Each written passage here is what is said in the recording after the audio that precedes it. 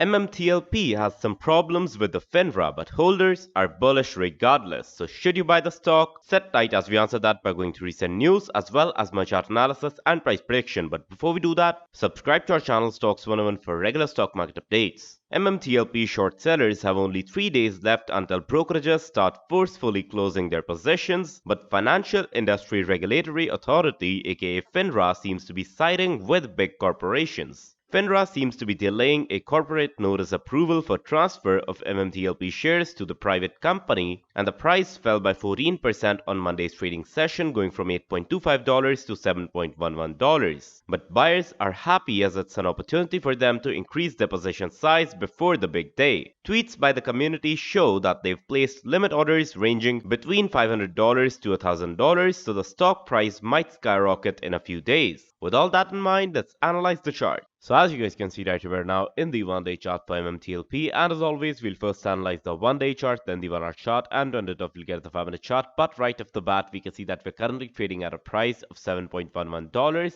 Right, the stock fell by 13.82%, pretty much 14% on Monday. And currently we do not have any pre-market trades, so we won't be able to analyze that. But anyways, I personally think that we'll probably be in a gap down today, or well, now there are two things to consider, right? Of course, most of the other stocks are in a gap up right now, but we can take a reference from MMAT. MMAT is in a gap up, so I believe MMTLP might be in a gap up as well, right? And even if we get a gap up, I believe that we should be going towards the 6.5 or $6.6 level before we go up, right? Shorts will try their best to cover up their positions right now, right? Some buyers are, of course, trying to sell. Some sellers are trying to buy, and of course, that's how volumes work. But in general, if we talk about the community, the holders, right, we can see that the change that we got, right, in terms of volume, 108, 80,000 shares, 269, and over here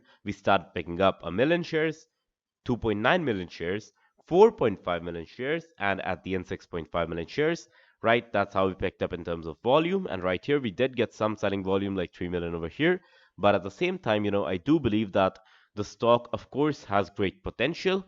Does that mean you should not consider the downside? Of course you should, but at the same time, this is more of a short play. This is this has more to do with the fundamental thing, right? This has more to do with the technical thing than just the analysis, the chart part, right? Chart part, that sounds funny. Anyways, I don't think that analyzing the charts will have any role in this, right? The main thing is we all know that on 9th December over here on Friday, right? We'll just mark this day somehow. Well, there is no day, way to do that.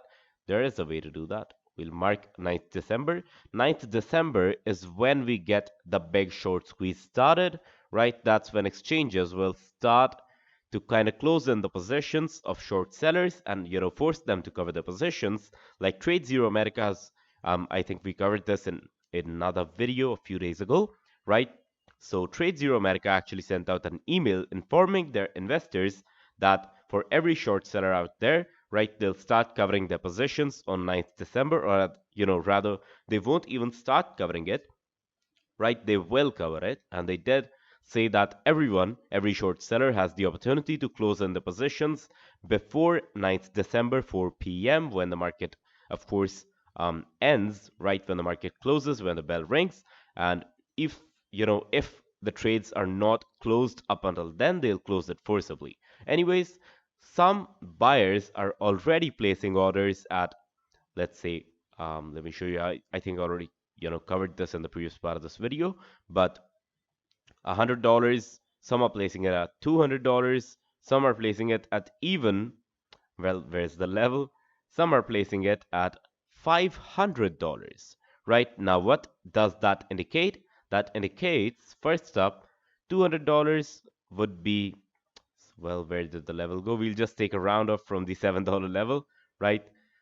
First, 1100% return, right? 2400%, 2500% return. And over here on $500, we have a 6300% return. Some are even placing orders at the $1000 level, which is pretty much a 13,000% return, which indicates, of course, 130x return. So if you put in, let's say, $1000, you get $130,000, which is insane, right?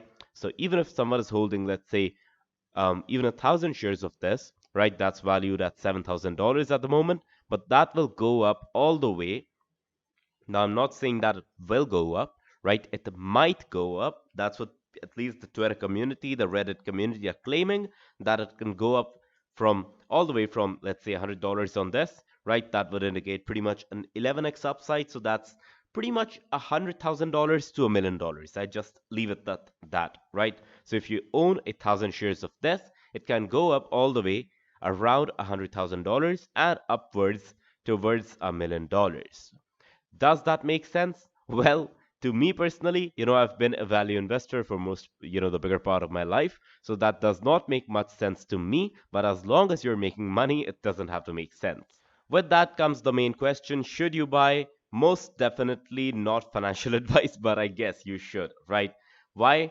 Well, I won't say you should. I personally would buy at this rate because I guess that this is a good opportunity for the short term and at least up until the next bridge part, right, where the FINRA problem is coming, of course. So 14th December is the privatization date, and I'll just mark important dates. And 12th December will also be an important squeeze date. So this is how it's going to go. First, we'll go down a bit. We'll probably go up on 8th December, right? We'll start going up. And on 9th, we'll go up. And then on 12th and 13th, we're going to go crazy, right? We're going to go skyrocket. And of course, after that, once the company goes private, if you're going to hold it in on that time, right? Of course, the shares will probably be sold off for between $40 to $120 because, as I already told you in a previous video, that once it goes into next bridge, right, the company, of course, will have to sell the 3.2 billion or why did I say that? 3.2 billion oil barrels that they have and other assets like the 133,000 acres, I believe, of leased land, right? So once they sell that, um, most of the proceeds will be compensated to the shareholders. So of course, that is another positive sign. So I won't exactly call it a good investment because, of course, not financial advice, but it's somewhat of a sure shot at return if you ask me, right? But for that, of course, we'll have to jump on into the 1 hour chart if we want to analyze the stock in the detail. And now that we're in the 1 hour chart for MMTLP, we can see that we're, kind of getting a lot of crazy selling volume over here, right? We've turned into a bearish trend. We've converted this into a bearish trend. And of course, we did get some pin bars, right? This one over here, right? I'll quickly give you guys some insights on the candle patterns. We did get a pin bar over here, taking off this entire pattern because this reversal pattern was followed up by another pin bar on the downside, followed by another red candle. So this in its entirety was a good sign to sell, right? Now, I'm not saying that I support shorts or anything, right? People get really mad at that stuff, but I'm just giving you guys kind of trading technicals. So learn all that you can, right? That's the basis of what I'm trying to do. Again, over here, this seems to be a good sign, right? Because we did get a pin bar on the upside, even though it was red. If we continue this, if we follow it up with a green candle, that should be good, right? We did get another reversal on the upside, but it failed because, of course, we followed it up with another pin bar on the red side, right? So if we can get another kind of a green candle over here, which is a pin bar on the lower side, right? That would be good for another reversal possibility. And if we follow it up with a few green candles, that should be good. And we'll probably infiltrate back the $8 level. But should we do that? Not really, right? Some users already predicted the $7 fall. And I personally think that we can go down around this range that we set, right? 6.55, 6.6, or even down to $6, but it's nothing really to worry about, right? You'll just get to buy at better prices for those of you that are bullish. And of course, I don't think there's anything much left to analyze in the 1 hour chart. So we'll jump on into the most detailed 5-minute chart that we have.